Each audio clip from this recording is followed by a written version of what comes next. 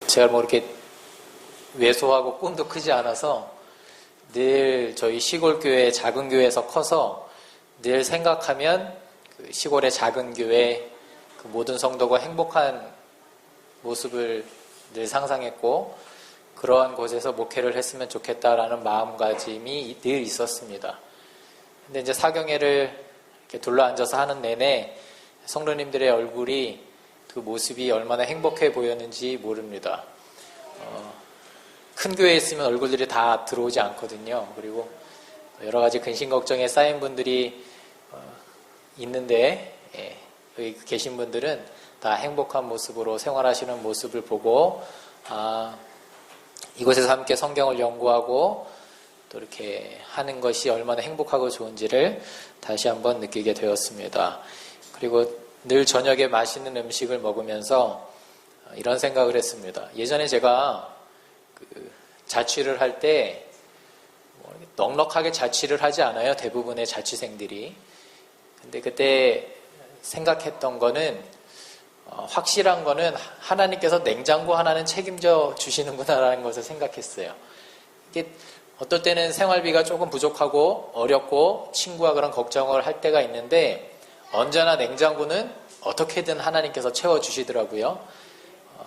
그게 하나님의 사랑이고 섭리고 또 역사라는 것을 그런 삶을 통하여 또 밥해 먹으면서 느끼게 되었습니다. 저녁을 먹으면서도 너무나 맛있게 먹었습니다. 정말 감사를 드리고, 또 이곳저곳에서 음식을 날라오더라고요. 오늘도 태주가 금방 들어오더니 뭘 두고 또 딱 가서 너무나 맛있게 먹었습니다. 감사를 드립니다. 이게 지금 누르면 되나요? 예. 늦은 비를 위한 기도, 이 뒷부분에 있는 것들을 이렇게 빨리빨리 시간 안에 하도록 하겠습니다.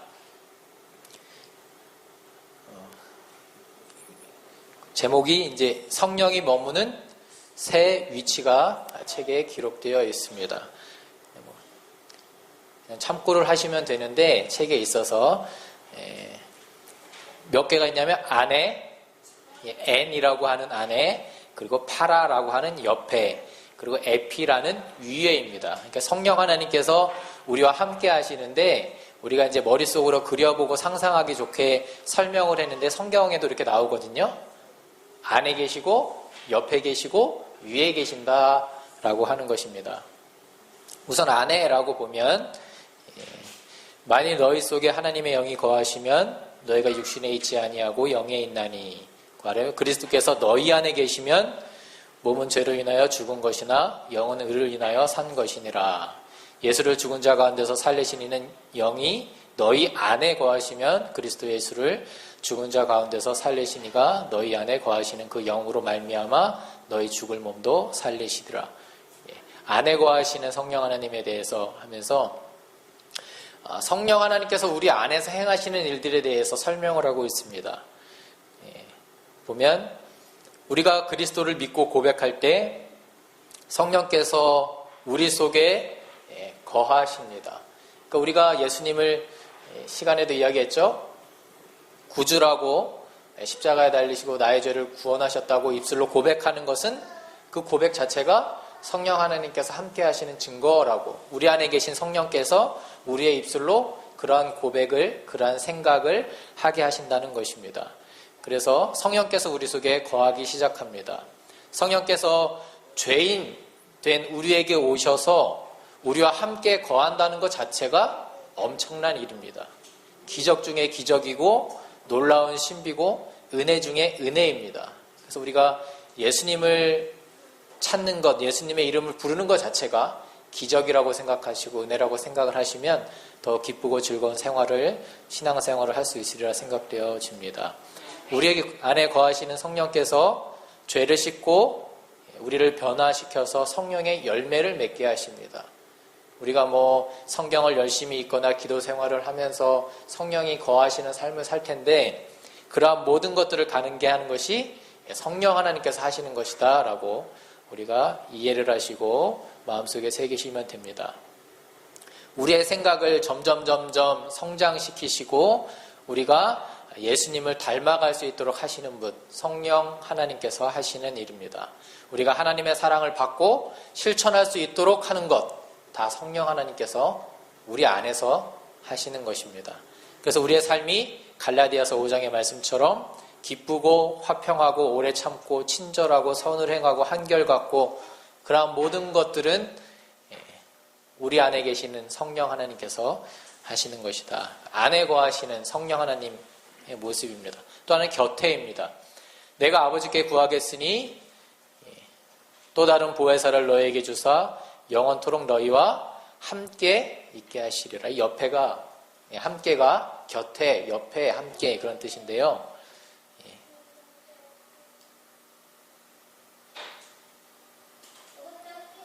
곁에서 성령 하나님께서 어떠한 일을 하시는지 보겠습니다. 죄에 대하여, 의에 대하여, 심판에 대하여 깨닫게 하시는, 옆에서 우리를 깨닫게 하십니다. 다 비슷비슷하지만 이렇게 보겠습니다. 사람이 죄인임을 깨닫고 예수님께서 세상의 구주가 되신다는 것, 부활하셔서 하늘에서 우리를 위해 중보하고 계시다는 것, 그리고 결국 하나님께서 심판의 때를 정하시고 모든 것을 심판하신다는 것, 사단이 멸망당한다는 그러한 모든 것은 우리가 성령 하나님을 통해서 우리가 깨닫게 되는 것입니다. 하나님의 말씀을 성령 하나님께서 깨닫게 하십니다. 모든 것을 가르치시고 주님께서 말한 것을 어떻게 한다? 생각나게 하시는 것, 다 성령 하나님께서 하시는 것입니다.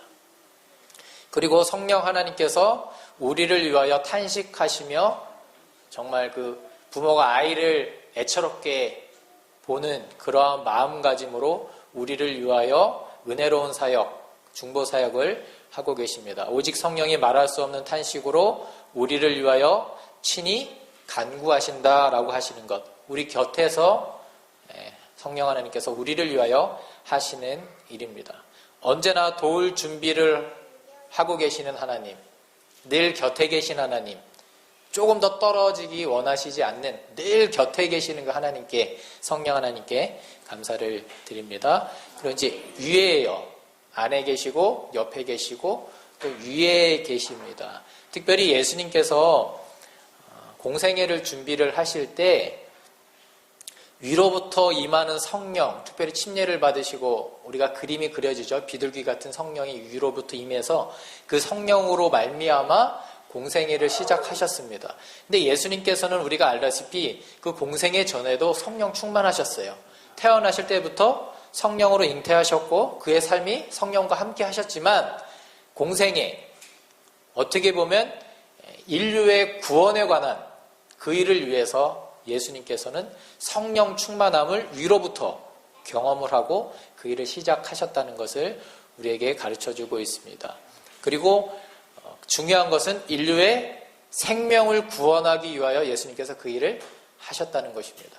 우리를 위해서, 저를 위해서, 규례교회 성도를 위해서 주님께서 그 성령을 받으시고 사역을 시작하셨습니다. 누가복음 24장 29절에 너희는 위로부터 능력을 입히울 때까지 이성에 유하라 하시니라. 그리고 예수님께서 하늘로 올라가시면서 제자들에게 당부의 말씀 부탁을 하셨는데 무엇이냐면 성령이 임하기 전까지 어떻게 보면 가만히 있어라 라고 말씀을 하셨어요. 그래서 오순절에 성령을 받고 그들이 엄청난 일들을 행했잖아요. 그래서 제가 어제 설명하기를 사도행전이 성령행전인데 그 사도행전의 시작은 성령을 받으면서 시작되는 거거든요. 성령을 그들이 충만히 위로부터 받고 그들이 열심히 하나님의 증인이 되어서 목숨을 걸고 그 예수님을 증거하기 시작하는 내용을 우리가 잘 알고 있습니다. 그래서 사도들이 놀라운 능력의 사역을 행하기 전에 위로부터 내려오는 성령 충만함을 있게 되었다는 것을 우리가 알고 있습니다. 그래서 그들이 담대히 복음을 전해서 아름다운 교회를 시작하게 되었습니다. 교회 공동체가 로마서부터 뒤에는 다 교회 이름들이죠. 지역 이름들이잖아요. 그렇게 교회가 시작되게 되었습니다. 그리고 책을 조금 넘겨보면 성령이 상징하는 것들이 있습니다. 그것을 참고해서 책을 좀 보시면 됩니다. 책에는 되게 자세하게 설명을 했습니다. 그러니까 책을 이렇게 쭉 읽어보시면 좀 이해가 쉽게 되리라고 생각하고 이거는 간단히만 보고 넘어가도록 하겠습니다. 성령을 바람과 호흡으로 이야기합니다.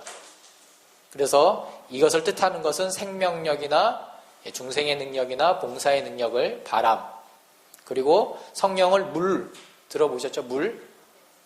그래서 생명의 근원, 정결과 성장, 심판의 상징을 물이 가지고 있습니다. 생명 아시죠? 물이 없으면 다 죽게 되기 때문에 물을 통해서, 그리고 성장하는 것, 그리고 심판 다 아시죠? 물로 어떤 심판들이 있었는지. 그리고 불은 언제나 하나님의 임재를 또 상징했습니다. 떨기나무에서 임하신 그러한 그림들이 머릿속으로 그려질 거라고 생각되어집니다. 불은 하나님의 임재, 그리고 정결쾌함, 그리고 열정, 뜨거움, 불이 가지고 있는 우리가 생각. 그래서 성령을 바람, 호흡, 물, 불, 이런 식으로 이렇게 상징을 합니다. 성령의 열매입니다. 저 책을 조금 넘기면 성령의 열매에 대해서 기록하고 있습니다. 성령의 열매가 어떻게 되죠? 몇 가지죠? 9가지. 성령의 열매는 9가지다. 라고 이렇게 이야기할 수 있습니다. 근데 이것이 조금은 달라요. 책에 보면, 그리고 우리가 그걸 보면 성령의 이 열매 자체가 단수예요, 단수. 그러니까 열매해서 9개의 열매가 맺히는 게 아니라 하나의 열매가 맺히는데, 단수가 맺히는데 그 맛이 9가지라고 생각을 하시면 됩니다.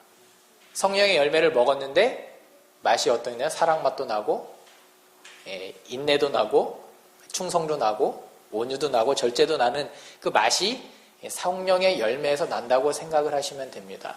그래서 어떤 사람은 이제 9가지가 쭉 있으면 나는 온유할 수 있는데 충성할 수 없어. 그거는 거짓말 하는 겁니다. 그렇게 될 수가 없어요.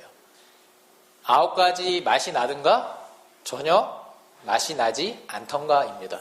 성령의 열매가 내 삶에 있던가 없던가 둘 중에 하나입니다.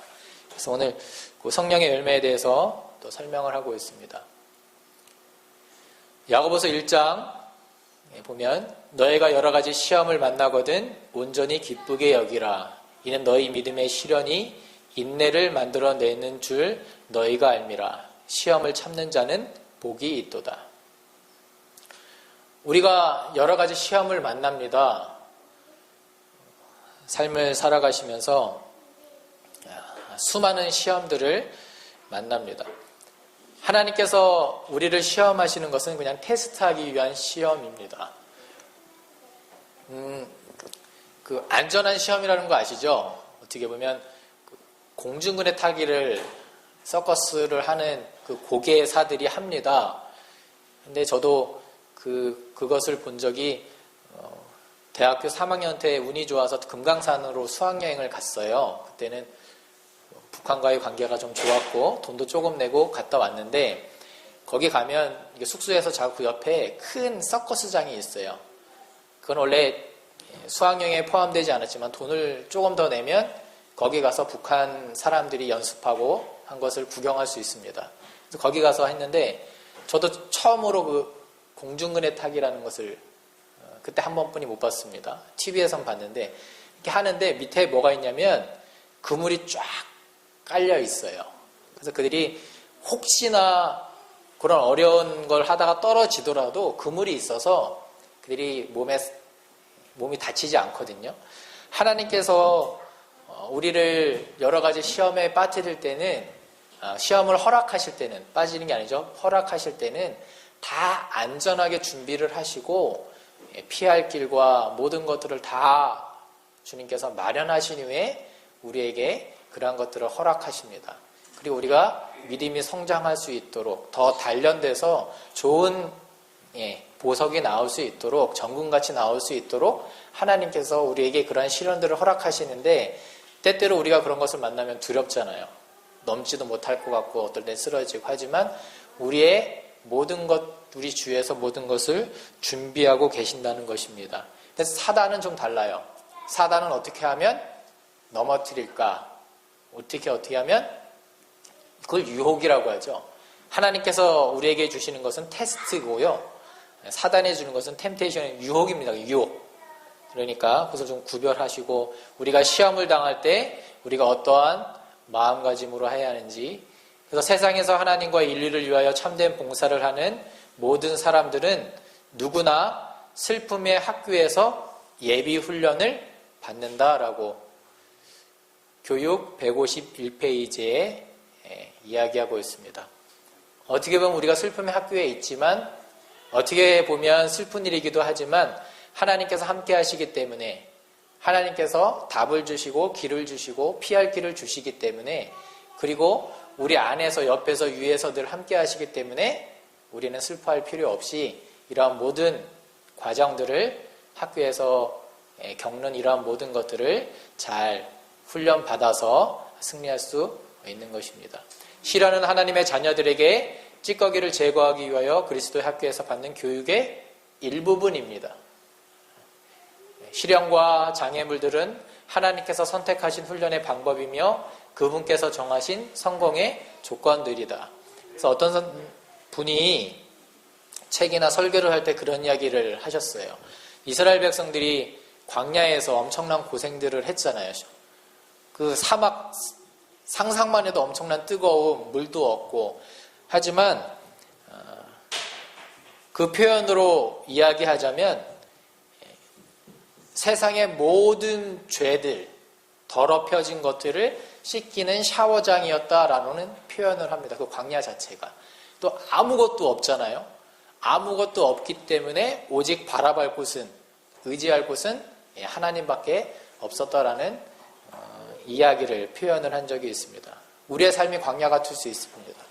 하지만 이런 광야를 통해서, 슬픔의 학교를 통해서 우리의 찌꺼기들을 제거하시고 오직 하나님만 바라볼 수 있도록 하신다는 것, 이러한 것들을 저보다 인생을 많이 사셨으니까 더 잘 그런 많은 경험들을 하셔서 그런 간증들을 하실 수 있으리라 생각됩니다. 그리고 우리에게 이야기하기를, 열매를 이야기하면서 믿음의 실천이 있는가라고 또 질문을 책에서 하고 있습니다. 내 형제들아, 만일 사람이 믿음이 있노라 하고 행함이 없으면 무슨 이익이 있으리요? 그 믿음이 능히 자기를 구원하겠느냐? 이와 같이 행함이 없는 믿음은 그 자체가 죽은 것이다, 죽은 믿음이다 라고 우리가 잘 아는 말씀입니다. 또 말에 실수가 없는가?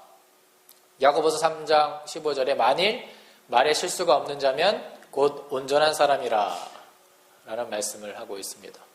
능히 온 몸도 굴레 씌우리라. 우리가 말을 순종케 하려고 그 입의 제갈먹에 온 몸을 여고하며 라고 하면서 말의 실수에 대해서 이야기하고 있는데, 저도 말 실수를 많이 합니다.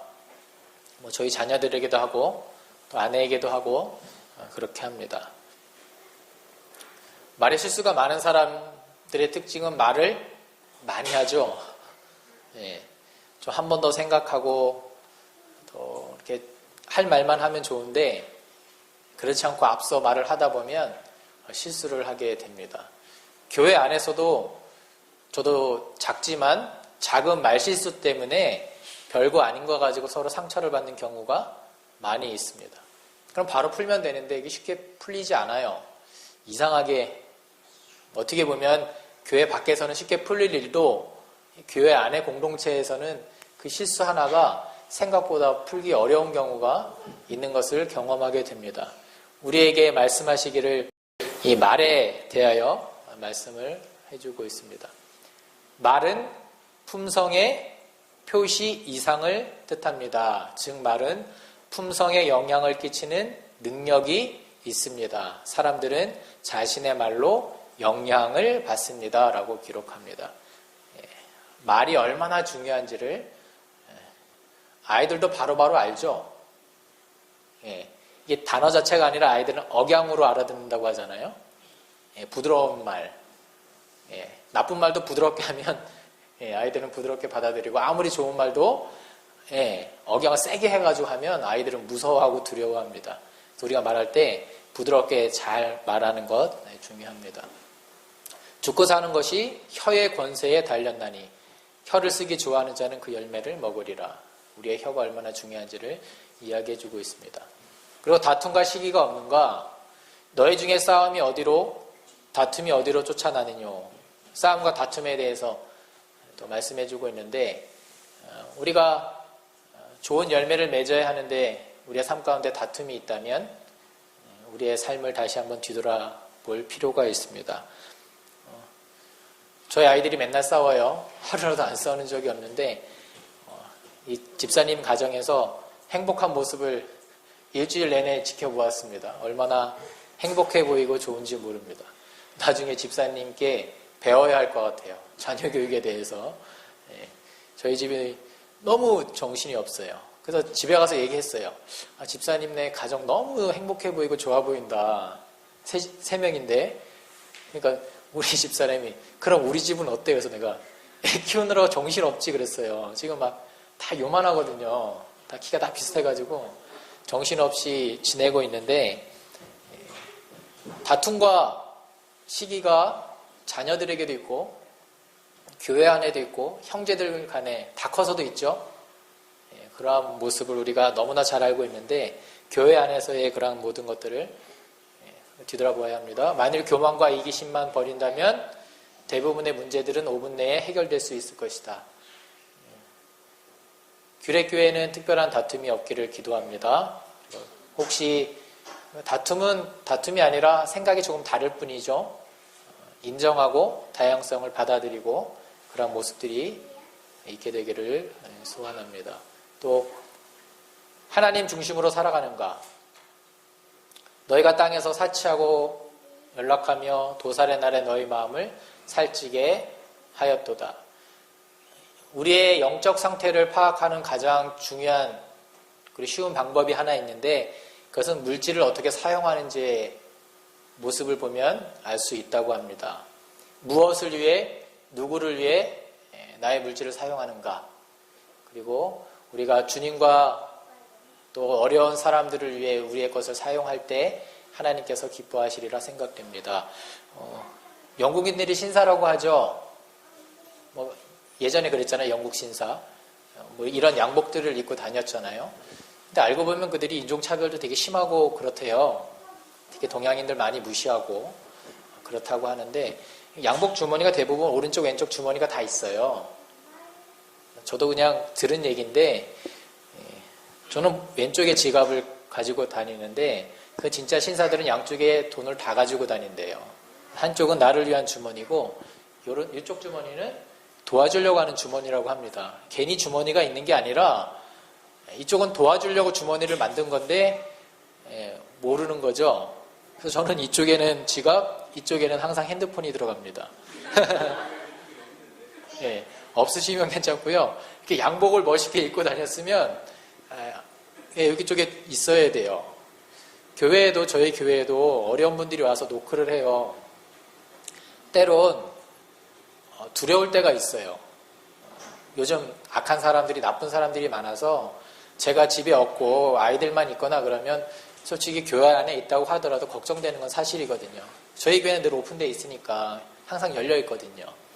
그래서 어떤 분들이 오면 늘 이렇게 조금의 돈을 드리거든요. 근데 어떤 분들은 요즘 구체적으로 이야기를 하세요. 10,000원을 드리면 식사값 하시라고 그러면 얼마 더 달라고 이야기를 하신다거나 양복 바지를 달라고 하시는 분도 계세요. 그래서 제가 키가 작잖아요. 근데 그분은 키가 170 이상이야. 제 양복 바지를 입으면 이게 너무 바지가 작아서 맞지 않을 것 같은데 계속 달라고 하세요. 결국 제가 못 드렸어요. 근데 아무리 생각해도 그분이 그냥 이야기하시고 필요하시니까 얘기하실 텐데 이게 뒤돌아서 가시는 모습을 보면 그게 평생 가요. 그게 평생 가더라고요. 그래서 그 한 젊으신 분, 근데 결국 그분을 그 자유시장 지하 아시죠? 떡볶이 팔고 그런데 그곳에서 어떤 분과 술 마시는 것을 제가 사러 갔다가 본 적은 있지만 그분 바지 못 드린 것 평생 마음속에 가지고 갈 것 같고요. 그리고 한 분은 저희 사택 뒤쪽으로 와서 뭐 누구누구를 아느냐 하면서 이야기를 하셨는데 구체적으로 돈을 달라고 이렇게 이야기는 하지 않았지만 그게 돈을 달라고 하는 얘기인 건 알았지만 제가 드릴 수는 없었어요.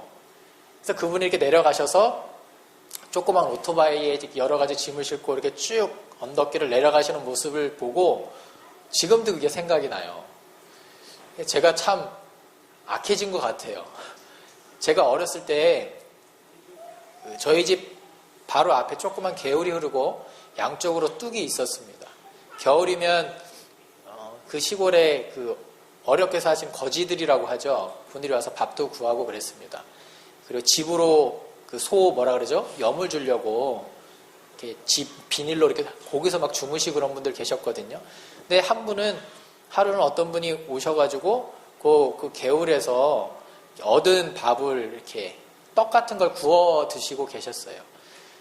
근데 그때 제가 초등학교 저학년 때쯤으로 기억되는데 애들이랑 깡통차기를 하다가 그분의 모습을 보고 그 나무 뒤에 이렇게 해서 기도를 드렸어요. 그래서 아직도 기억하거든요.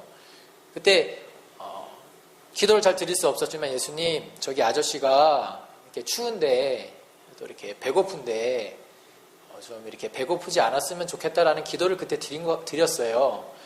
그것을 마음속에 계속 가지고 있는데 그런 마음을 가지고 있고 또 행복한 교회를 꿈꾸는 목회자가 어려운 사람이 왔는데 선뜻 매번 도와줄 때도 있지만 자주 오시니까 매번 도와주기 힘든 모습을 보면서 제 마음가짐 기본이 잘못된 거 아니냐라는 생각을 할 때가 있고요.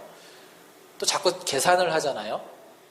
이 사람은 전에 이렇게 술 마시는 거 내가 본 사람인데 딱 보니까 아직도 힘도 있고 젊은데 왜 그러지라는 그런 생각들을 할 때가 있는데 생각지 않고 도와줘야 해야 되겠다라는 그런 생각들을 해보게 됩니다. 제가 이렇게 말은 잘 못하지만 어떤 뜻인지 잘 이해했으리라 생각되었습니다. 우리가 정말 나에게 있는 재물들 작거나 크거나 어떻게 사용하는가. 이제 성령의 열매 하면서 우리의 삶 가운데 이런 것이 나타나야 하는데 특별히 우리가 그 9가지에 대해서 설명을 해주고 있습니다. 성령의 열매는 복수가 아닌 단수래요. 그래서 9가지 열매가 아니고 9가지 특성을 가진 열매입니다. 열매 안에 9가지의 모습이 나타나면다고 생각하면 됩니다. 열매긴 열매인데 쉽게 말해서 9가지 맛이 난다. 첫째, 어떤 맛이죠?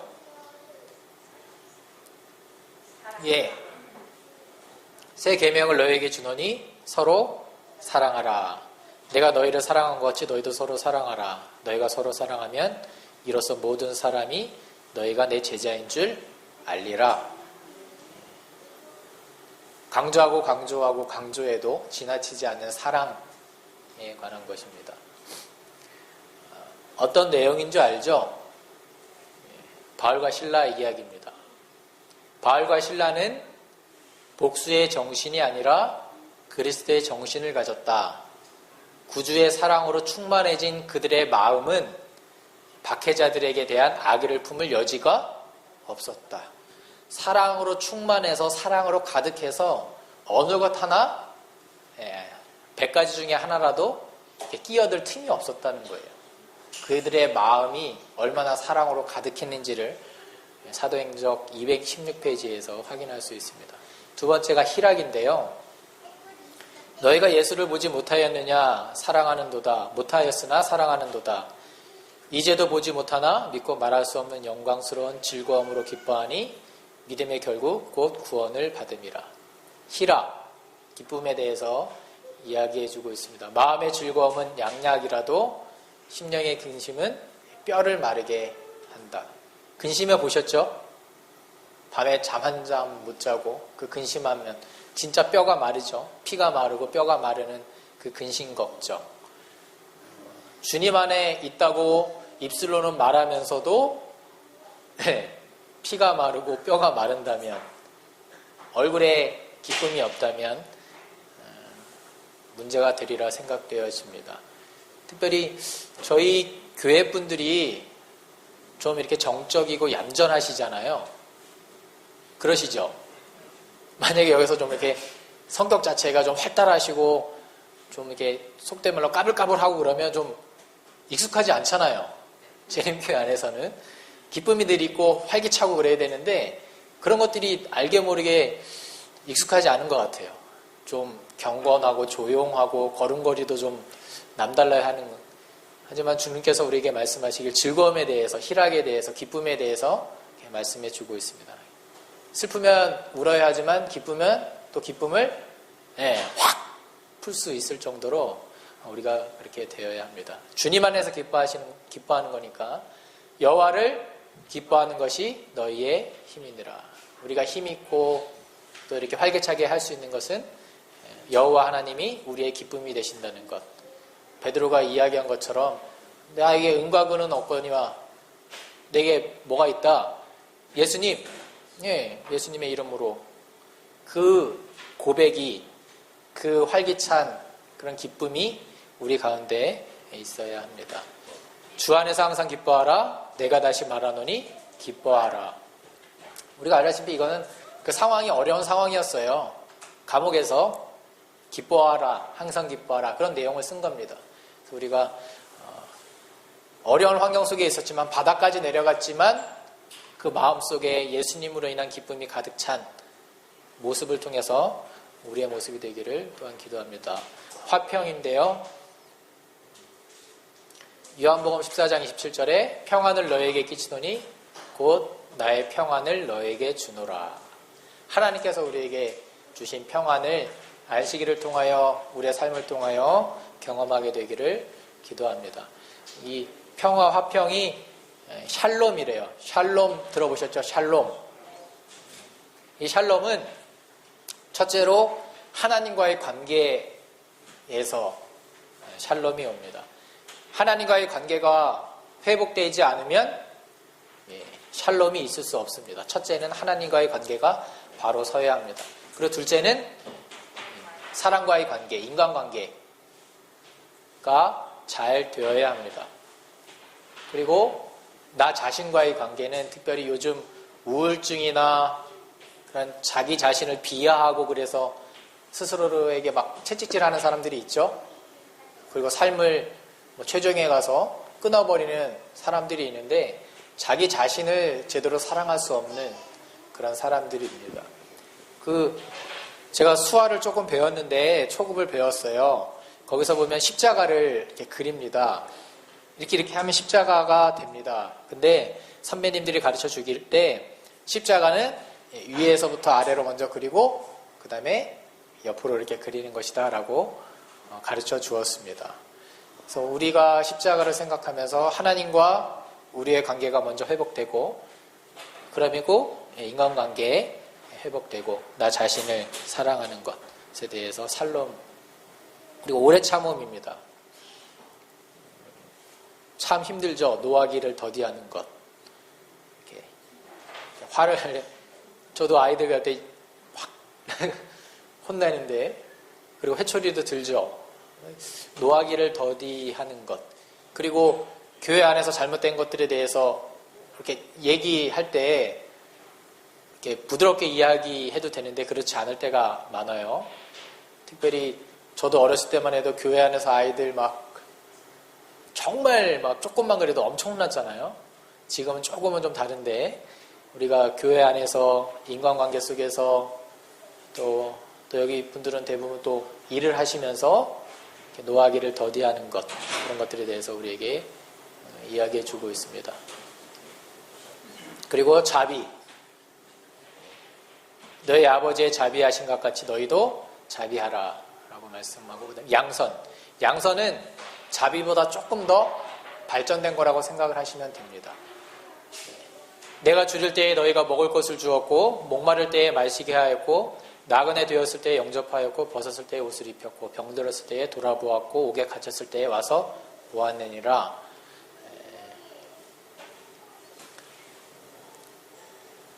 여기 아랫부분 시간이 얼마 없게 아랫부분 보도록 하겠습니다. 민족들이 그리스도 앞에 모일 때에 두 부류로만 나누어질 것이며 그들의 영원한 운명은 그리스도를 위하여 가난하고 고통받는 자들을 도와주었느냐 또는 도와주지 않았느냐 따라 결정될 것입니다. 라고 이야기해 주고 있습니다. 그리스도를 위하여 가난하고 고통받는 자들을 도와주었느냐? 그렇지 않았느냐? 제가 오늘 가정과 건강 앞쪽을 1호로 앞쪽에 봤더니 제일 처음에 야구선수 커쇼라는 사람에 대한 이야기와 그리고 같이 이야기를 이어가면서 시조사 안에서 봉사활동하시는 한 분에 대한 이야기에 대한 것을 그리고 그 커쇼라는 야구선수가 있어요. 여기 스포츠를 별로 좋아하지 않을 것이라 생각되어지는데 야구하면 미국에서 시작된 운동이기 때문에 그 프로 미국이 야구 시장이 제일 큽니다. 그래서 야구를 하는 운동선수들은 다 미국 가서 야구하는 것이 소원입니다. 우리나라의 대표적인 류현진 선수가 미국 LA, 우리나라 사람들이 많이 산다는 그곳에서 작년 한 해 잘했습니다. 류현진과 같이 야구 선수가 있는데 공을 던지는 사람이 투수라고 하거든요. 그 중에 커쇼라는 사람이 있습니다. 그 사람은 평생 한 번 받을까 말까 한다는 사이영 상이라는 최고의 야구 선수에게 주는 상을 2번 받았습니다. 그리고 아직 젊고요. 그리고 계약을 했는데 2천억에 계약을 했거든요. 상상이 가세요? 2천억? 미국은 세금이 많대요. 그 중에 뭐 한 40% 뛰어는 간대요. 그래도 2천억이라는 대박 계약을 했습니다. 그리고 뭐 추신수라는 선수도 1,000몇억에 우리나라 선수인데 계약을 했거든요. 이 커쇼가 야구를 정말 잘해요.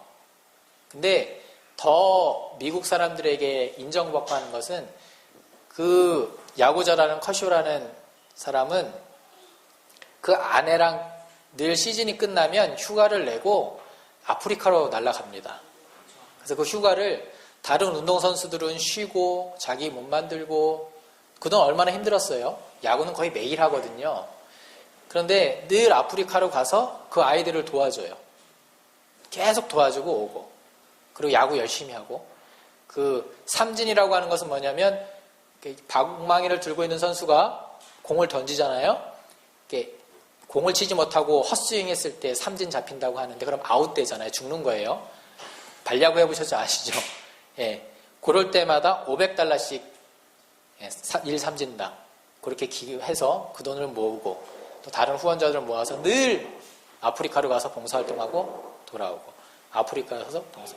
그가 이야기하는 건 나는 많은 돈을 가지고 있고 주위에서 많이 행복해하는 미국 사람들을 보았지만 이 아프리카에서는 먹을 거 하나, 빵 한 조각에 행복해하는 아이들의 얼굴을 볼 수 있다. 행복이 어디에 있는지를 다시 한번 생각해보는 정말 좋은 시간들이고 우리가 꼭 해야 되는 일들이다. 나는 그래서 계속해서 이 일을 할 것이다. 라고 그런 이야기를 했어요. 그런 이야기를 하면서 그렇게 글을 쓰신 분이 그 시조사 그 지하에 공장이 있잖아요. 이제 거기 내려갔더니 어떤 분이 경찰 모자 같은 거를 쓰고 일하신대요. 젊은 분이. 그래서 또 저거 어디서 주워 와가지고 이렇게 멋내려고 쓰고 있나 보다라고 해서 물어봤대요. 이야기를 하다 물어봤더니 열심히 일을 하고 집에 가서 밤에 무슨 일을 하냐면 매일 하진 않겠죠. 순찰 활동을 하는 거예요. 동네에 또 요즘 사회가 악하니까 피곤한 몸을 이끌고 방범 활동하고 돌아오는 그 일을 남몰래 하는 거죠. 그런 것을 그 글을 오늘 오후에 읽은 기억이 납니다. 그래서 우리가 생활할 때 가난하고 고통받는 자들을 도와주었느냐? 그렇지 않았느냐? 저도 월급을 받으면 조금 떨어져 나가는 돈이 있어요. 아주 작은 돈.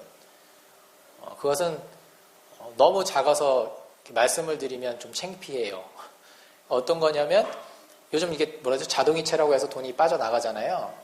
두 구자 이렇게 조금 빠져나가는데 한 곳은 우리 구호봉사 아드라 나가고 한 곳은 서울 장애인 협회라고 하는 곳에 아주 작은 돈이 빠져나갑니다. 그 돈은 있으나 없으나 한 돈이에요. 정말로 작아서. 그런데 그렇게 빠져나가면 서울 장애인 협회 같은 경우는 1년에 한 번 편지가 옵니다. 다른 편지 안 와요. 길어가지고 읽기도 고맙다는 내용이겠죠. 그 편지를 받으면 아주 작은 돈이에요. 쉽게 말해서 과자 하나 살 돈이지만 그 돈이 모여서 좋은 일에 쓰인다고 하니까 우리도 그러한 습관들이 좀 필요하리라 생각되어집니다. 요즘 유니세프 3만 원, 한구자 3만 원 그것이 TV에 계속 나오긴 하는데 제일 갈등하고 있어요. 그 아프리카 아이들 보면서 한구자를 더 해야 되겠다라는 생각을 하고 있는데 그건 진짜 있으나 없으나 한 돈이거든요. 작은 돈이지만 우리가 남을 도와주었느냐 그렇지 않았느냐 도와주면 내가 행복하더라고요. 그래서 우리 성도님들도 그러한 경험들을 생활 가운데 하게 되기를 기도합니다. 충성입니다. 그 주인이 이르되 잘하였도다 착하고 충성된 종아 작은 일에 충성하였음에 내가 많은 것으로 내게 맡기리니 내 주인의 즐거움에 참여할지어다. 충성한다는 것은 자기가 맡겨진 사명이 있다는 거거든요. 하나님께서 우리에게 사명을 각자 허락하십니다. 장로님에게, 집사님에게, 아이들에게 교회에서 맡은 사명들이 있습니다. 또 회사에서, 가정에서 주님께서 우리에게 허락하신 그런 모든 일들을 우리가 충성스럽게 행할 때 하나님께서는 더 큰 것을 우리에게 허락하십니다. 우리의 지경이 계속해서 넓어져 가는 거죠. 깊어져 가고 넓어져 가는 것을 우리가 잘 알고 있습니다. 온유입니다.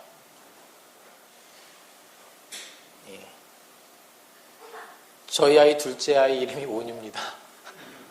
왜 그러냐면 저희 첫째 아이가 여자아이인데 낯을 엄청 가리고 되게 까칠했어요. 그래서 둘째를 뱃속에 가질 때 태명을 온유라고 했습니다. 넌 좀 온유했으면 좋겠다. 그리고 이제 이름을 했는데 온유란 이름이 괜찮은 것 같아서 온유라고 짓긴 지었는데 걱정입니다. 목회자 아들인데 이름은 온유인데 어떻게 살지 모르잖아요, 그거는. 그래서 늘 기도하고 있어요. 이 아이가 좀 온유한 마음으로 잘 생활했으면 좋겠는데 커가면서 하나님께서 함께 하셔서 그런 아이로 자라기를 늘 기도하고 있는데 우리가 온유가 어떠한 것인지 잘 알고 있죠. 우리는 예수에게서 온유와 겸손을 배우기 위하여 그리스도의 학교에 입학하여야 한다. 다른 곳에서 배우는 것이 아니라 예수님의 학교에서 우리가 온유와 겸손을 배울 수가 있습니다. 구속은 영원히 하늘을 위하여 훈련을 받는 과정이다. 이 훈련은 곧 그리스도를 아는 지식을 의미한다. 그것은 곧 흑암의 임금의 학교에서 얻은 생각, 습관, 행습에서 해방되는 것을 의미한다. 하나님께 대한 충성에 반대되는 모든 것에서 영혼이 구조되지 않으면 안 된다. 우리의 모든 생각들이 구조되어야 합니다. 하나님께서 성령의 능력으로 우리를 구조시켜 주셔야만 합니다. 그리고 마지막으로 절제입니다. 이기기를 다투는 자마다 모든 일에 절제한다라고 말씀하고 있습니다. 식욕과 정욕은 고상한 정신력에 복종되어야 합니다. 이 자아훈련은 우리로 하여금 하나님의 말씀의 거룩한 진리를 깨닫고 실행할 수 있도록 해줄 정신력과 영적 통찰력을 얻는 데 필수적입니다. 이러한 이유로 절제가 그리스도의 재림을 위하여 준비하는 일에 일익을 담당하는 것입니다. 절제하기 참 쉽지 않습니다. 특히 식생활에 있어서도 그렇고 우리 시간에 있어서도 그렇고 우리의 소비에 있어서도 그렇고 열정도 어떻게 보면 절제를 해야 합니다. 그렇죠? 지나치면 안 되거든요. 먹는 것도 우리가 절제하기 쉽지 않죠. 맛있는 음식이 있는데 나는 배가 고프고 쉽지 않습니다. 적당히 먹는 게 건강하다고 하는데 그게 쉽나요? 네, 그렇지 않죠. 그리고 우리의 생활 가운데 시간적인 것, 과로가 그렇게 무섭다고 하는데 과로하기 쉽거든요. 절제하는 것. 그리고 시간에 관해서 어떻게 보면 절제는 무조건 참는 것이 아니라 시간을 바르게 쓰는 게 어떻게 보면 절제라고 생각되어집니다. 똑같이 하나님께서 주어진 24시간을 어떻게 쓰느냐, 그것이 절제하는 거거든요. 부자나 가난한 자나 시간은 똑같잖아요. 24시간. 그것을 어떻게 쪼개서 어떠한 모양으로 내가 이 시간을 잘 활용할 것인가. 그런 것이 어떻게 보면 절제의 한 모습이라고 생각되어집니다. 마지막 예언의 신의 말씀인데요. 시간이 지났는데 이것만 읽고 마치도록 하겠습니다. 다 함께 읽겠습니다. 시작. 우리의 삶에 성령의 열매가 맺힐 때, 영적인 성숙을 이룰 때 하나님은 다음과 같은 놀라운 약속을 우리에게 주십니다.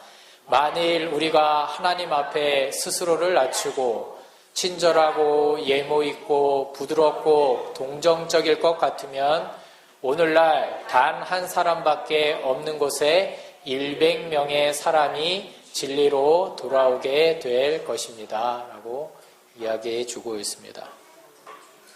성령의 열매입니다. 성령의 열매. 우리의 생활 가운데 성령의 열매가 맺힐 때 어떠한 결과들이 있을 것인지 우리가 배웠습니다. 이 시간 제가 막 빠르게 성령에 대해서 이 책에 있는 내용들을 이야기를 했습니다. 제가 이 책을 보면서 여기 그림 자체가 이렇게 뭐라 그러죠? 빗방울이 떨어지는 거잖아요. 그 하얀 그림이 있는데 제가 이렇게 안쪽에다가 빗방울들 여러 개를 다시 그려놓고 여러 개를 썼어요. 하나님의 늦은 비가 우리에게 임하고 지금도 여전히 하나님께서 성령을 통하여 우리와 함께 일하시는데, 우리를 변화시키시는데 우리의 삶 속에 성령을 통한 이러한 것들이 있었으면 좋겠다. 하나님께서 주시는 이유는 다른 것이 아니라 우리의 구원을 위하여, 우리의 행복을 위하여 주시는데 빗방울 하나의 깨달음이라고 적었습니다. 하나님께서 깨달음을 주시고 믿음의 성장, 믿음도 적었고요. 은사들, 다양한 은사들을 허락하신 것도 은사도 적었고, 또 하나님과의 관계 회복을 위해서 하나님도 적었고, 감사도 적었고, 찬양도 적었고, 회개도 적었고, 변화, 헌신, 또 성령의 열매, 봉사, 감동, 회복, 빗방울을 그리면서 그러한 단어들을 적었습니다. 우리에게 하나님께서 주시는 것은 다른 것이 아니라 관계 회복 때문에 그렇습니다. 하나님과의 관계 회복, 아버지 예수님, 그분을 만나기 위한, 그분 품에 안기기 위한 모든 것을 위해서 하나님께서 우리에게 허락하신 이 성령, 또 무엇보다 중요한 그 성령이 우리의 마음에 내릴 때 우리의 마음밭이 어떠한지를 저희가 잘 보시고, 돌들이 있다면 걷어내시고요. 또 가시가 있다면 가시도 걷어내기를 바랍니다. 시인과 촌장이라는 노래 부르는 사람들이 가시나무라는 노래를 했습니다. 기독교 노래를 했는데 여러 가수들이 그거를 이렇게 가요처럼 부르고 가요로 더 대중화됐습니다. 그것에 보면 내 속엔 내가 너무도 많다라는 가사가 있습니다. 내 속엔 내가 너무도 많아. 나를 사랑하는 내가 너무도 많은 거죠. 그러니까 내 마음이 가시나무 같대요. 그래서 새가 놀러 오면 가시에 찔려서 다시 날아간대요. 그리고 가시가 너무 많아서 바람이 불면 조금의 시련이 오면 서로 부대껴서 서로 아프다고 상처를 주고 울어대고, 저의 마음을 보는 것 같았습니다. 그러한 마음밭에 아무리 하나님께서 함께하고 싶어도 좋은 열매를 맺을 수가 없습니다. 규례교회 성론들의 각자의 마음이 좋은 밭이 되기를 간절히 기도합니다. 또 이 교회가 그렇게 되기를 원합니다. 우리가 행복해야, 우리 가정이 행복해야 교회가 행복한 거잖아요. 교회는 가정이 모인 곳이기 때문에, 행복한 사람들이 모인 곳이기 때문에, 그래서 우리 모두 마음밭을 잘 준비하시고 규례교회도 하나님께서 귀히 쓰시는 귀한 주님의 등대와 빛이 되기를 이 시간 간절히 바라고 기도하며 이 시간 마치도록 하겠습니다. 이제 기도하겠습니다. 아버지 하나님, 저희들에게 안식일을 허락하여 주시고 세상의 모든 것들을 뒤로하고 주님의 성전에서 주님을 만나게 하시니 감사를 드립니다. 이 시간을 통하여 하나님께서 저희들에게 말씀하여 주셨습니다. 각자에게 허락하신 말씀을 마음에 새기게 도와주시고 그 새겨진 말씀이 싹이 나고 잎이 나고 열매 맺는 귀한 경험을 할 수 있도록 도와주시옵소서. 우리의 안에서, 우리의 옆에서, 또 우리 위에서 우리를 위하여 늘 일하시는 성령 하나님으로 인하여 우리가 기뻐할 수 있도록 도와주시고 정말 하나님께서 원하시는 열매로 주님께 영광 돌리는 규례교회 성도 될 수 있도록 도와주시옵소서. 예수님의 이름으로 간절히 기도합니다.